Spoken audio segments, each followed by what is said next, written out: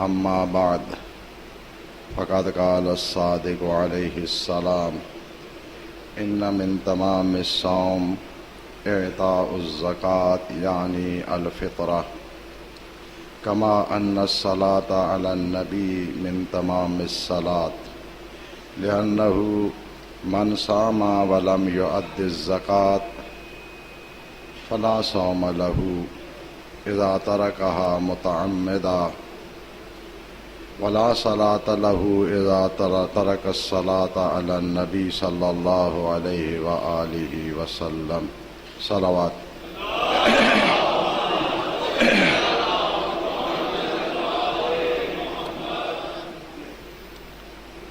ماہ مبارک کا آخری جمعہ جمعۃ الوداع کے نام سے عوام میں شہرت رکھتا ہے. سب سے پہلے بارگاہ ربوبی میں تہ دل سے یہ دعا ہے کہ خداوند متعال اس برکتوں اور رحمتوں اور مغفرتوں کے مہینہ میں ہم سب کو، ہمارے متعلقین کو، ہمارے رشتہ داروں کو اپنی وسیع رحمتوں میں سے، مغفرتوں میں سے وافر حصہ عنایت فرمائے. اس مہینے میں جو عبادات کی گئی ہیں، جو کارہائے خیر کیے گئے ہیں، اذکار اور کلام پاک کی تلاوت، خداوند متعال حضرت صدیقہ طاہرہ صلوات اللہ علیہا کے صدقہ میں ان کو بطور عبادت قبول فرمائے اور ان کا وافر اجر اور ثواب تمام مومنین و مومنات کو عنایت فرمائے.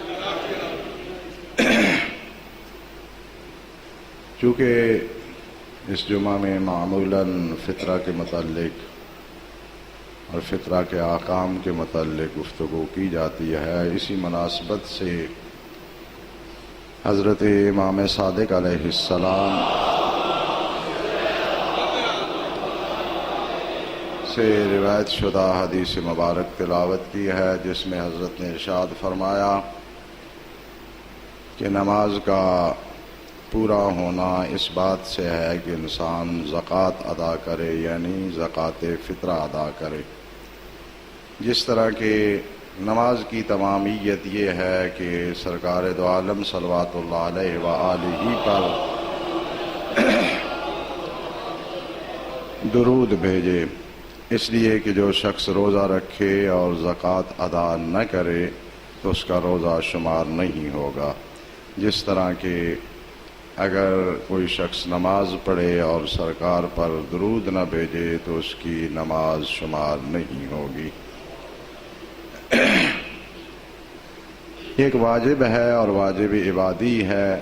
واجب عبادی ہم اس واجب کو کہتے ہیں کہ جس کے امتثال میں قصد قربت شرط ہو. صرف کام کر دینا کافی نہیں ہوتا، بلکہ کام کرتے ہوئے نیت یہ کرنی چاہیے کہ خداوند متعال کا تقرب حاصل کرنے کے لیے یہ کام کر رہا ہوں. ایک واجب ہے، اس کے باوجود ائمہ اہل بیت علیہم السلام نے اس کے فضائل اور فضیلتوں کو بیان فرمایا ہے. حضرت صادق صلوات اللہ علیہ سے ایک اور حدیث میں وارد ہوا ہے کہ آپ نے ارشاد فرمایا من ختم صیامہ بقول صالح او عمل صالح تقبل اللہ منہ صیامہ، کہ جو شخص اپنے روزوں کا اختتام کرے صالح قول کے ساتھ یا عمل صالح کے ساتھ تو خداوند متعال اس کے روزوں کو قبول فرما لیتا ہے. فقیل یا ابن رسول اللہ مل قول الصالح، تو حضرت سے سوال کیا گیا کہ قول صالح سے مراد کیا ہے؟ تو آپ نے ارشاد فرمایا قال شہادت اللہ الہ الا اللہ والعمل الصالح اخراج الفطرہ. قول صالح لا الہ الا اللہ کہنا ہے، اور عمل صالح سے مراد زکوٰۃ فطرہ ادا کرنا ہے۔ یعنی جو شخص بھی اپنے روزوں کے اختتام پر جب ماہ مبارک ختم ہوتا ہے کلمہ لا الہ الا اللہ کہتا ہے اور فطرہ ادا کرتا ہے تو خداوند متعال اس کے روزوں کو اپنی بارگاہ میں قبول فرما لیتا ہے۔ اسی طرح نبی اکرم صلی اللہ علیہ وآلہ وسلم سے ایک حدیث مبارک میں وارد ہوا ہے کہ من صام شہر رمضان وختمہ بصدقۃ وغدا الی المصلی رجع مغفورا، کہ جو شخص ماہ مبارک کے روزے رکھے اور ان روزوں کا اختتام صدقہ دینے سے قرار دے اور صبح کے وقت وہ جائے نماز کی طرف غسل کر کے جائے تو جب اس نماز سے واپس لوٹتا ہے تو اس کے تمام گناہ بخش دیے گئے ہوتے ہیں۔ لہٰذا اس واجب الہی کو اہمیت دینی چاہیے، اور الحمدللہ تمام مومنین و مومنات اس واجب کو اہمیت دیتے ہیں۔ صرف اہمیت کے لیے یہاں پر یہ باتیں کی جاتی ہیں، الیاذ باللہ اس قسم کا کوئی خدشہ نہیں ہے کہ کوئی اس اہم فریضہ کو اہمیت نہ دیتا ہو۔ زکوٰۃ فطرہ کا حضرت امیر المومنین علیہ السلام سے ایک اور فائدہ بھی ذکر کیا گیا۔ حضرت نے ارشاد فرمایا کہ من ادى زکوٰۃ الفطرہ تمم اللہ لہ بہا ما نقص من زکوٰۃ مالہ، کہ جو شخص زکوٰۃ فطرہ ادا کرتا ہے تو اس کی مالی زکوٰۃ میں سے اگر کچھ کمی رہ گئی ہو تو خداوند متعال اس زکوٰۃ فطرہ کے ذریعہ سے اس کمی کو پورا کر دیتا ہے۔ یعنی ثواب اور قبولیت روزوں کے علاوہ ایک اہم فائدہ زکوٰۃ فطرہ کا یہ ہے کہ زکوٰۃ مالی میں اگر کچھ کمی رہ گئی ہو تو اس نقص کو حق تعالی اس زکوٰۃ الفطرہ کے ذریعہ سے ادا فرما دیتا ہے اور اس کمی کو پورا کر دیتا ہے۔ زکوٰۃ فطرہ کا وجوب عید کا چاند نظر آنے کے وقت سے شروع ہوتا ہے، اور اس کی ادائیگی نماز عید پڑھنے والے حضرات کے لیے لازم ہے کہ وہ نماز عید سے پہلے ادا کرے، اور اگر کوئی شخص نماز عید نہیں پڑھتا تو پھر وہ عید والے دن ظہر تک تاخیر کر سکتا ہے، اور اگر اس وقت کے بعد کوئی فطرہ ادا کر رہا ہو تو پھر مطلق ادائیگی کی نیت کرے کہ صدقہ کی نیت کرے اور ادا کرے، اس لیے کہ وقت اس کا یہی ہے جو میں نے عرض کر دیا ہے۔ اس میں ترجیح ہمیشہ اپنے رشتہ داروں کو، محلے داروں کو اور پھر دیندار اور عبادت گزار لوگوں کو دینی چاہیے، لیکن یہ شرط ملحوظ خاطر رہے اگرچہ زکوٰۃ فطرہ وصول کرنے والے کے لیے عدالت شرط نہیں ہے، لیکن یہ شرط ہے شرعی طور پر کہ جو شخص زکوٰۃ فطرہ وصول کر رہا ہو وہ اس رقم کو گناہ پر خرچ نہ کرے۔ اگر ڈائریکٹ گناہ پر خرچ کرتا ہے یا یہ رقم دینا باعث بنتا ہے کہ وہ گناہ کی طرف رغبت پیدا کرے، گناہ کی طرف ترغیب شمار ہو، تو پھر اس کو زکوٰۃ فطرہ نہیں دی جا سکتی۔ اور چونکہ عموماً آغا سیستانی سلمہ کے مقلدین ہیں، ان کا فتویٰ اس سلسلے میں تھوڑا سا سخت ہے۔ علناً گناہ کرنے والے شخص کو بھی زکوٰۃ فطرہ نہیں دی جا سکتی، اور اسی طرح الیاذ باللہ شراب خوار اور تارک صلاۃ یعنی جو شخص نماز نہیں پڑھتا اس کو زکوٰۃ فطرہ ادا نہیں کی جا سکتی۔ اور فطرے کا طریقہ یہ ہے کہ جس شخص پر واجب ہے وہ اپنی ذمہ داری پہ مستحقین تک پہنچائے۔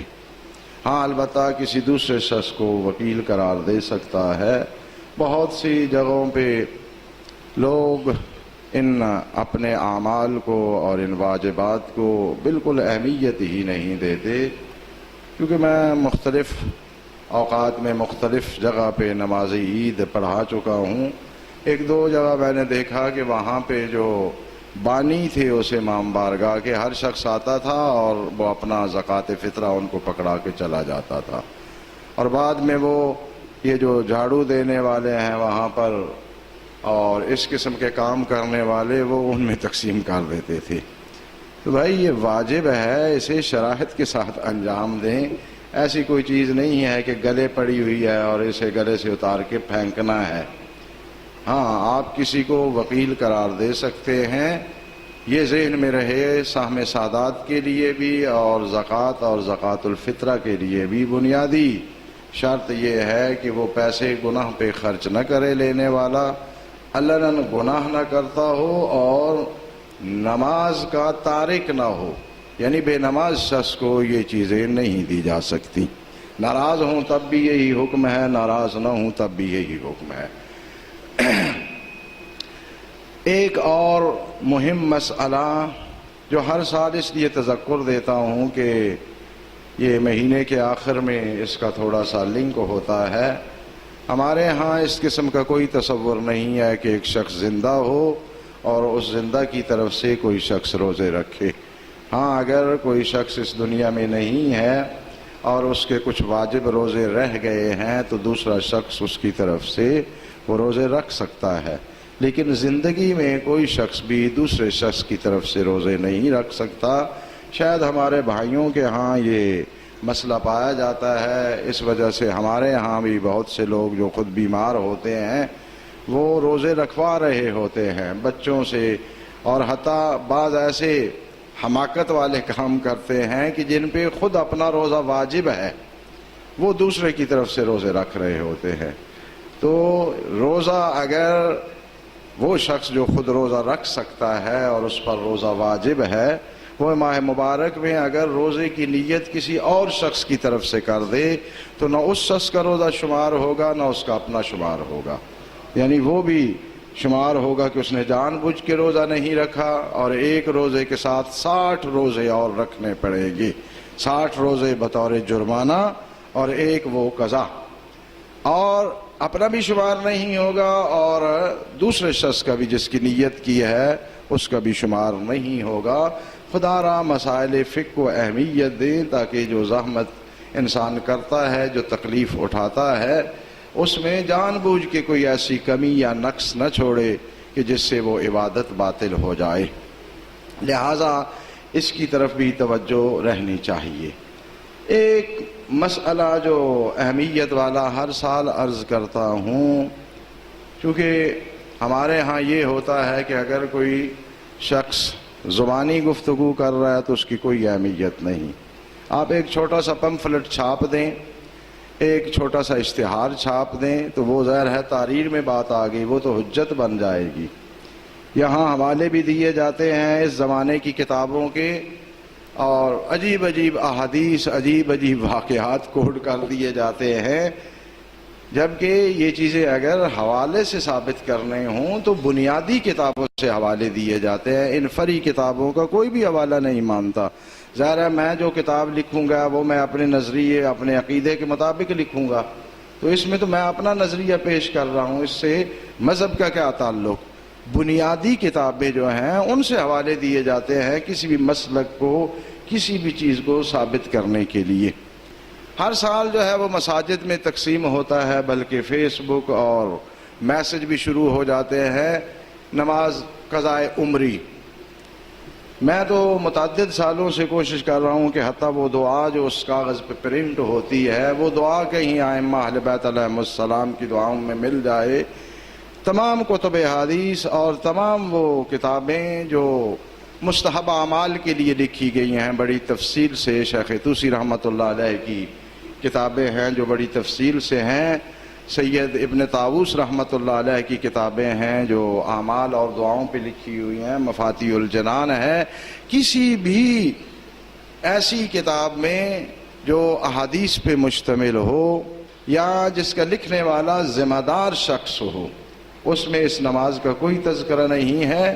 اور یہ ویسے درست بھی بات نہیں ہے کہ انسان 70-80 سالہ نمازوں کی قضاء ایک نماز پڑھ کے اپنی جان چھڑوا لے، یہ ٹھیک نہیں ہے۔ ہاں البتہ ہو سکتا ہے کہ اس قسم کی نماز پڑھنے سے 70-80 سالوں کا ثواب مل جائے، یہ ممکن ہے، لیکن 70-80 سال یا 40 سال کی قضائیں اس سے ختم نہیں ہوں گی، وہ قضا کرنی پڑے گی۔ اور یہ دعا اور یہ نماز ہماری کتب احادیث میں، فقہی کتب میں اور مستحب اعمال پہ جو کتابیں لکھی گئی ہیں ان میں سے کسی ایک کتاب میں نہ اس دعا کا تذکرہ ہے نہ اس نماز کا تذکرہ ہے۔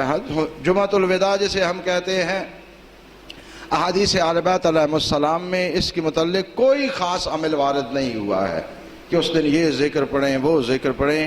1.5 سطر کی دعا ہے جو یہاں جمعہ میں پڑھا دی جاتی ہے، یہ جمعۃ الوداع کے لیے وارد ہوئی ہے۔ اس کے علاوہ جمعۃ الوداع کے لیے احادیث اہل بیت علیہم السلام میں کوئی اضافی عمل، کوئی ذکر اس کے لیے وارد نہیں ہوا ہے، لہذا اس طرح جو ہے وہ اپنے نظریات کو مذہب پہ مسلط نہ کرے۔ اگر جو لوگ اس پہ پیسہ خرچ کرتے ہیں تو بہتر یہ ہے کہ جب ایسا کام کرنے لگیں کسی ذمہ دار شخص سے اس کا حوالہ ضرور لے لیں۔ اگر کسی اردو کتاب سے اٹھا کے لکھ دیا ہے، یہ کوئی مصائب ہے کہ جو چاہیں آپ بیان کر دیں۔ یہ دین میں آپ ایک چیز کو ثابت کرنا چاہتے ہیں، تو جب دین میں ایک چیز ثابت کرنا چاہتے ہیں اس کے لیے شرعی دلیل کی ضرورت ہوتی ہے۔ میرا عقیدہ یہ ہے، میں ایسے سوچتا ہوں، تو یہ تو پھر آپ میں کی عبادت کر رہے ہیں، میں کی پرستش کر رہے ہیں۔ دین میں میں نامی کوئی چیز نہیں ہے۔ جو کچھ کہنا ہے اس کے لیے قرآن اور حدیث سے ادلہ کا لانا ضروری ہے۔ میں اس طرح کرتا ہوں، میرے والد محترم یہ چونکہ ایسا کیا کرتے تھے، اس کی کوئی گنجائش نہیں ہے۔ خدا را اسے ناک کا مسئلہ نہ بنا لیا کریں۔ یہاں پر جس کام پہ بھی شرعی اعتبار سے بھی تنقید کی جائے، انا اور وہ ناک کا مسئلہ بنا لیا جاتا ہے، ناک کا، کہ ہم چونکہ ایسا کرتے ہیں، کون ہوا ہے جو اس کے خلاف بولے؟ بھئی آپ نے کوئی دین کا ٹھیکہ لیا ہوا ہے، کوئی آپ کے پاس تحریر ہے کہ اللہ پاک نے آپ کو دین میں ترمیم کا حق دے دیا ہے اور ہم آپ کا حق چیلنج کر رہے ہیں؟ کوئی ایسی بات نہیں ہے۔ لہذا خدا را دین کی اتباع اور پیروی کی کوشش کریں، دین میں حاکم بننے کی کوشش نہ کریں۔ ویسے تو مولوی پہ الزام ہوتا ہے کہ مولوی یہ کرتا ہے، مولوی وہ کرتا ہے، اور عوام ماشاءاللہ جو خرابیاں پیدا کرتی ہیں وہ 1000 مولوی سے بھی بڑھ کر ہوتی ہیں، اس لیے کہ انہیں تو پھر کوئی سمجھانے والا ہوتا ہی نہیں ہے۔ ان کے پاس تو ایک آسان سی بات ہے، اگر کسی کو کہو کہ یار یہ بات مذہبی نہیں ہے یا اسلام میں اس کا کوئی تصور نہیں ہے، تو وہ فوراً ایک ہی جواب ان کے پاس ہے، اور بڑا گرم جواب ہے، ہر جگہ کام دیتا ہے کہ یہ معرفت کی باتیں ہیں، مولویوں کو یہ سمجھ نہیں آتی۔ وہ کون سی معرفت کی بات ہے جو اہل علم کو سمجھنا ہے اور معرفت کی بات کہلائے؟ یہ ایک ایسی وہ دوائی، جیسے کہ وہ پرانے زمانوں میں دیہاتوں میں جو ہاسپٹل ہوتے تھے، ڈسپنسریاں ہوتی تھی، تو لال کلر کی دوائی ہوتی تھی، وہ جو بھی جاتا تھا لال کلر کی دوائی اسے شیشی میں پکڑا دی جاتی تھی۔ تو یہ ایک عمومی نسخہ ہاتھ میں پکڑا دیا گیا ہے کہ یہ معرفت کی باتیں ہیں، یہ مولوی لوگ جو ہیں وہ نہیں سمجھ سکتے۔ وہ کون سی معرفت ہے کہ جو اہل علم نہ سمجھ سکیں؟ دیکھیں 35-40 سال سے میں دھکے کھا رہا ہوں، کتابیں پڑھنے کی میں زحمت کر رہا ہوں، اور معرفت آپ کے پاس پہنچ گئی ہے۔ یہ کیا ہے؟ ایسی باتیں کریں جو انسان کے شعور میں آ سکیں۔ مذہب کی جس طرح پیروی مولوی کے لیے ضروری ہے، اسی طرح عوام کے لیے بھی ضروری ہے۔ عوام کا تو مسئلہ یہ ہوتا ہے کہ اگر ایک مسئلہ پوچھنے کے لیے تشریف لاتے ہیں نا، تو ذہن میں ہوتا ہے کہ اس مسئلے کا جواب ایسے ملے تو مجھے فائدہ ہوگا۔ جب مولوی کے پاس جائیں اور وہ ایسا جواب نہ دیں تو پھر ماشاءاللہ پھر ناراض بھی ہو جاتے ہیں۔ کتنی جگہوں پہ پیش نماز کو اس لیے نکال دیا گیا ہے مسجد سے کہ وہاں کے کسی بڑی شخصیت یا وہاں جو کمیٹی تھی ان میں سے کسی ممبر کی بیٹی کی نکاح کا مسئلہ تھا کہ عدالت سے طلاق لی ہوئی تھی، جب مولانا کو لے کے گئے انہوں نے کہا ہاں جی متعلقہ ہے، جی متعلقہ ہے، تو تصدیق لائیں طلاق کی، عدالت کے کاغذ لے کے انہوں نے کہا جی یہ تو ہمارے ہاں طلاق ہی شمار نہیں ہوتی، میں تو اس پہ نکاح نہیں پڑھوں گا، پہلے والا نکاح زندہ ہے۔ وہاں سے مولانا صاحب کو تو گھر چھوڑ جاتے ہیں، یا اکثر گھر بھی نہیں چھوڑتے، واپسی پہ مولانا کو خود ہی تشریف لانی پڑتی ہے، اور اس کے بعد پھر وہی ناک اور انا شروع ہو گئی۔ ہماری بڑی بےزتی ہو گئی جناب، پوری بارات آئی ہوئی تھی، مولوی نے ہماری بیٹی کا نکاح نہیں پڑھا، لہذا اس مسجد میں نہیں رہ سکتا۔ تو یہ آپ کی خواہش کے تابع ہونا ہے۔ بڑی بات یہ ہے کہ جب کسی بھی شخص سے مولوی کا جھگڑا ہو رہا ہوتا ہے تو ساری عوام کہہ رہی ہوتی ہے کہ مولوی کو حق کا ساتھ دینا چاہیے، اور انہی کے ساتھ اگر جھگڑا شروع ہو جائے تو ان کی کوشش ہوتی ہے کہ مولوی کو ان کی جوتیاں پالش کرنی چاہیے، جس طرح وہ ارشاد فرما رہے ہیں اس طرح مذہب کو پھیر دیں تاکہ مولوی اپنی وفاداری کا ثبوت دے سکے۔ تو بھائی جب دوسروں سے جھگڑا ہو رہتا ہے اس وقت خواہش ہوتی ہے کہ مولوی حق کی بات کرے، تو پھر اتنی جرت اخلاقی، اتنا آپ کے کردار میں جو ہے وہ اعتبار ہونا چاہیے کہ اپنے لیے بھی حق کی بات سن سکے۔ دوسروں کے لیے تو بڑی تمنا کی جاتی ہے کہ وہاں وہ اس کی حمایت نہ کرے۔ خدا را اشخاص کو کبھی بھی آپ ملاک قرار نہ دیں، میزان نہ بنائیں۔ ہمارے لیے میزان مذہب کے احکام ہے، اگر کوئی اس پہ فٹ جا رہا ہے تو قابل قدر ہے، اور اگر وہ مذہب کے احکام کی پرواہ نہیں کرتا تو جتنی بڑی شخصیت ہے وہ دنیا کے اعتبار سے شیطان کے رشتہ داروں میں اس کی بہت بڑی شخصیت ہے، اللہ کے ہاں اس کی کوئی شخصیت نہیں ہے، اور اس کی شخصیت سے متاثر ہو کر یہ ہرگز اجازت نہیں دینی چاہیے کہ احکام مذہب میں ترمیم کی جائے اور اس کی خوشنودی کو حاصل کیا جائے۔ یہ کام انتہائی مشکل کام ہوتے ہیں۔ یہاں تو لوگوں کا مزاج جو ہے وہ حکومت والا مزاج ہے۔ اچھا ہوا کہ ہم سرکار دو عالم صلوات اللہ علیہ اور ائمہ علیہ بیت علیہ السلام کے زمانہ حیات طیبہ میں نہیں تھے، ورنہ بہت سے مسائل ہم خود کھڑے کرتے۔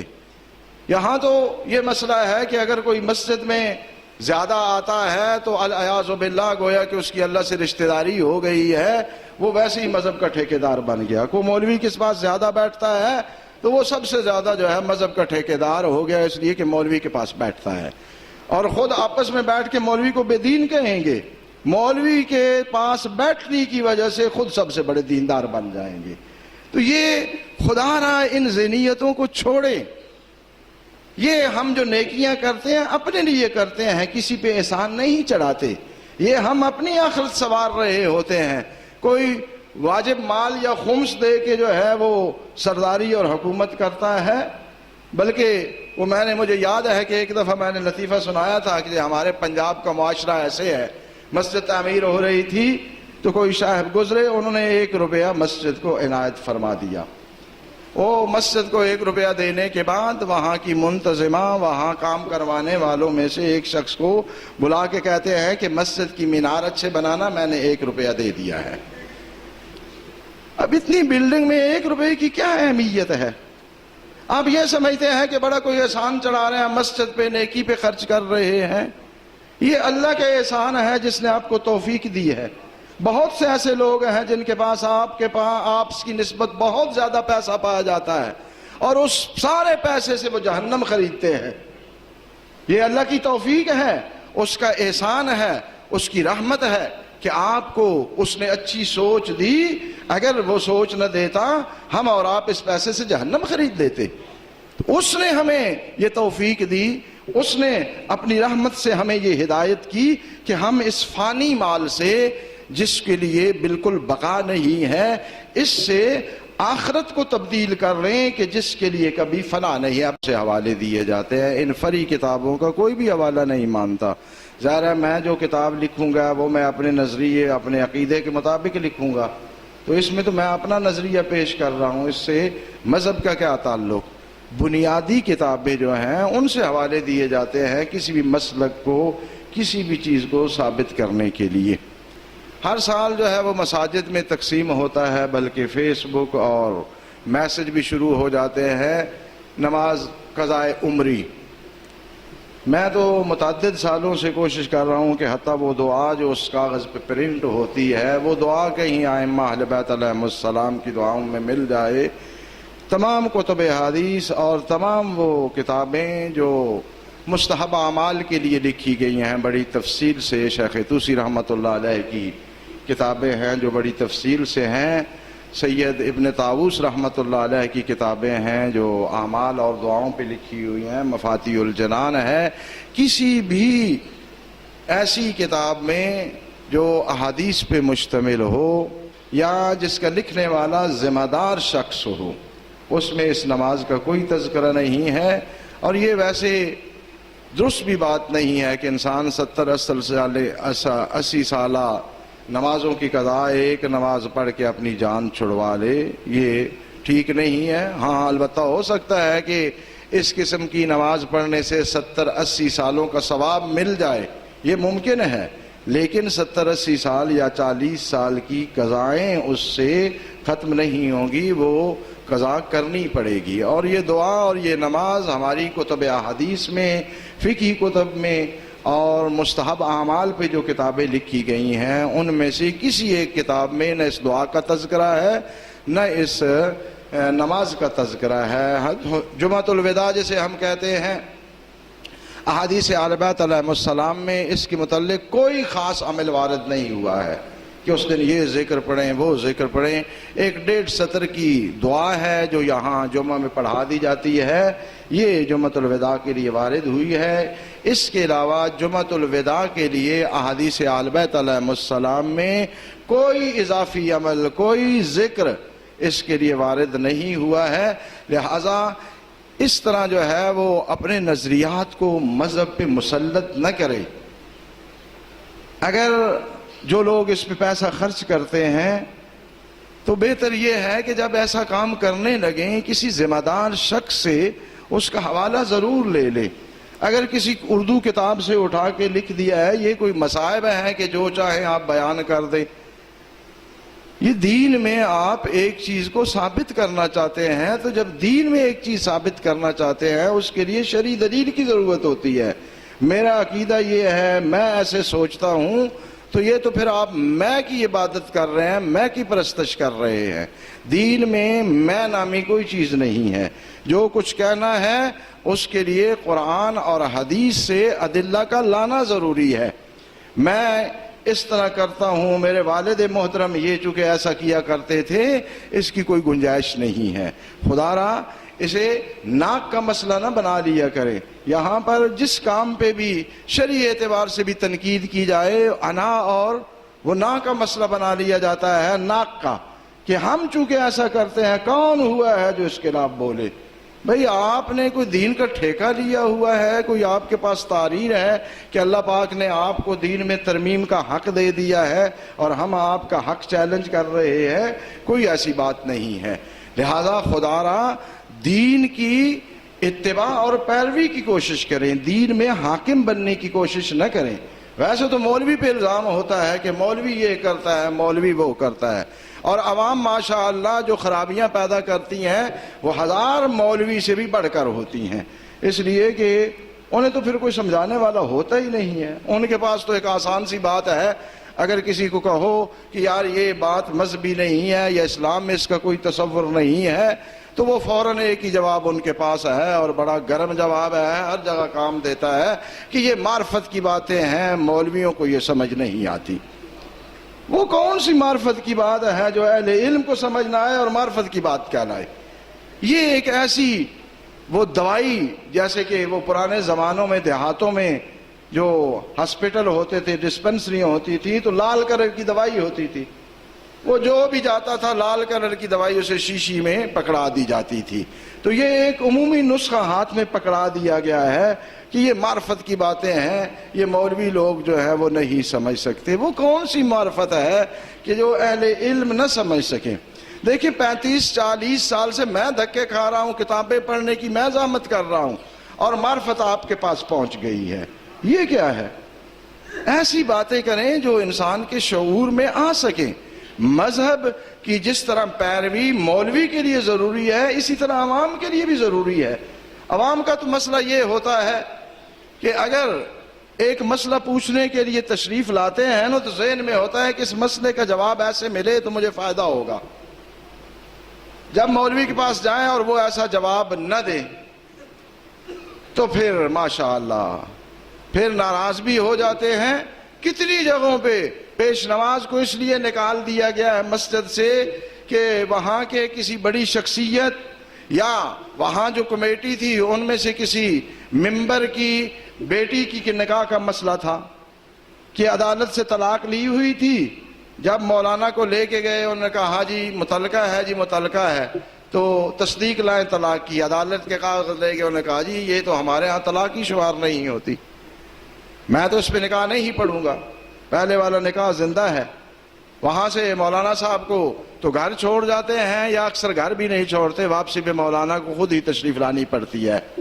اور اس کے بعد پھر وہی ناک اور اناج شروع ہو گئی. ہماری بڑی بےزتی ہو گئی جناب، پوری بارات آئی ہوئی تھی، مولوی نے ہماری بیٹی کا نکاح نہیں پڑھا لہذا اس مسجد میں نہیں رہ سکتا. تو یہ آپ کی خواہش کے تابع ہونا ہے. بڑی بات یہ ہے کہ جب کسی بھی شخص سے مولوی کا جھگڑا ہو رہا ہوتا ہے تو ساری عوام کہہ رہی ہوتی ہے کہ مولوی کو حق کا ساتھ دینا چاہیے، اور انہی کے ساتھ اگر جھگڑا شروع ہو جائے تو ان کی کوشش ہوتی ہے کہ مولوی کو ان کی جوتیاں پالش کرنی چاہیے. جس طرح وہ ارشاد فرما رہے ہیں اس طرح مذہب کو پھیر دیں تاکہ مولوی اپنی وفاداری کا ثبوت دے سکے. تو بھائی جب دوسروں سے جھگڑا ہو رہتا ہے اس وقت خواہش ہوتی ہے کہ مولوی حق کی بات کرے، تو پھر اتنی جرت اخلاقی، اتنا آپ کے کردار میں جو ہے وہ اعتبار ہونا چاہیے کہ اپنے لیے بھی حق کی بات سن سکے. دوسروں کے لیے تو بڑی تمنا کی جاتی ہے کہ وہاں وہ اس کی حمایت نہ کرے. خدا را اشخاص کو کبھی بھی آپ ملاک قرار نہ دیں، میزان نہ بنائیں. ہمارے لیے میزان مذہب کے احکام ہے. اگر کوئی اس پہ فٹ جا رہا ہے تو قابل قدر ہے، اور اگر وہ مذہب کے احکام کی پرواہ نہیں کرتا تو جتنی بڑی شخصیت ہے وہ دنیا کے اعتبار سے شیطان کے رشتہ داروں میں اس کی بہت بڑی شخصیت ہے، اللہ کے ہاں اس کی کوئی شخصیت نہیں ہے. اور اس کی شخصیت سے متاثر ہو کر یہ ہرگز اجازت نہیں دینی چاہیے کہ احکام مذہب میں ترمیم کی جائے اور اس کی خوشنودی کو حاصل کیا جائے. یہ کام انتہائی مشکل کام ہوتے ہیں. یہاں تو لوگوں کا مزاج جو ہے وہ حکومت والا مزاج ہے. اچھا ہوا کہ ہم سرکار دو عالم صلوات اللہ علیہ اور ائمہ علیہ السلام کے زمانہ حیات طیبہ میں نہیں تھے، ورنہ بہت سے مسائل ہم خود کھڑے کرتے. یہاں تو یہ مسئلہ ہے کہ اگر کوئی مسجد میں زیادہ آتا ہے تو الیاذ باللہ گویا کہ اس کی اللہ سے رشتہ داری ہو گئی ہے، وہ ویسے ہی مذہب کا ٹھیکیدار بن گیا. کوئی مولوی کس پاس زیادہ بیٹھتا ہے تو وہ سب سے زیادہ جو ہے مذہب کا ٹھیکیدار ہو گیا، اس لیے کہ مولوی کے پاس بیٹھتا ہے. اور خود آپس میں بیٹھ کے مولوی کو بے دین کہیں گے، مولوی کے پاس بیٹھنے کی وجہ سے خود سب سے بڑے دیندار بن جائیں گے. تو یہ خدا را ان ذہنیتوں کو چھوڑیں. یہ ہم جو نیکیاں کرتے ہیں اپنے لیے کرتے ہیں، کسی پہ احسان نہیں چڑھاتے. یہ ہم اپنی آخرت سنوار رہے ہوتے ہیں. کوئی واجب مال یا خمس دے کے جو ہے وہ سرداری اور حکومت کرتا ہے، بلکہ وہ مجھے یاد ہے کہ ایک دفعہ میں نے لطیفہ سنایا تھا کہ ہمارے پنجاب کا معاشرہ ایسے ہے. مسجد تعمیر ہو رہی تھی تو کوئی صاحب گزرے، انہوں نے 1 روپیہ مسجد کو عنایت فرما دیا. وہ مسجد کو 1 روپیہ دینے کے بعد وہاں کی منتظمہ، وہاں کام کروانے والوں میں سے ایک شخص کو بلا کے کہتے ہیں کہ مسجد کی مینار اچھے بنانا، میں نے 1 روپیہ دے دیا ہے. اب اتنی بلڈنگ میں 1 روپے کی کیا اہمیت ہے؟ آپ یہ سمجھتے ہیں کہ بڑا کوئی احسان چڑھا رہے ہیں، مسجد پہ نیکی پہ خرچ کر رہے ہیں. یہ اللہ کا احسان ہے جس نے آپ کو توفیق دی ہے. بہت سے ایسے لوگ ہیں جن کے پاس آپ کی نسبت بہت زیادہ پیسہ پایا جاتا ہے اور اس سارے پیسے سے وہ جہنم خریدتے ہیں. یہ اللہ کی توفیق ہے، اس کا احسان ہے، اس کی رحمت ہے کہ آپ کو اس نے اچھی سوچ دی. اگر وہ سوچ نہ دیتا ہم اور آپ اس پیسے سے جہنم خرید لیتے. اس نے ہمیں یہ توفیق دی، اس نے اپنی رحمت سے ہمیں یہ ہدایت کی کہ ہم اس فانی مال سے، جس کے لیے بالکل بقا نہیں ہے، اس سے آخرت کو تبدیل کر رہے ہیں کہ جس کے لیے کبھی فنا نہیں ہے۔ بارگاہ رب العزت میں مسرانہ دعا ہے کہ بحق اہل بیت صلوات اللہ علیہ مجمعین ہمیں صحیح طور پہ مذہب کے احکام کو سمجھنے اور ان پر عمل کرنے کی توفیق عنایت فرمائے۔